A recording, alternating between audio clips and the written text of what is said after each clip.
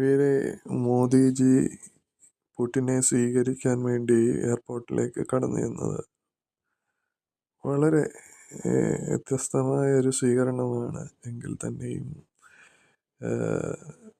പ്രതിപക്ഷ പാർട്ടികളെ ഒന്നും ക്ഷണിക്കാതെ പുടിനെ മീറ്റിംഗ് ക്രമീകരിച്ചത് വളരെ പ്രോട്ടോക്കോൾ ലംഘിച്ചുകൊണ്ടുള്ള ഒരു മീറ്റിംഗാണ് അത് ക്രമീകരിച്ചത്. എല്ലാത്തിനും അതിൻ്റേതായ പ്രോട്ടോക്കോൾ ഉണ്ടല്ലോ. അപ്പോൾ തന്നെ ഈ ശശി തരൂരിനെ മാത്രം ക്ഷണിക്കുവാനായിട്ടിടയായിരുന്നു. ഇതൊക്കെയെന്ന് പറഞ്ഞാൽ ഒരു പ്രതിപക്ഷ ബഹുമാനം ഇല്ലാത്ത ഒരു രീതിയാണ്.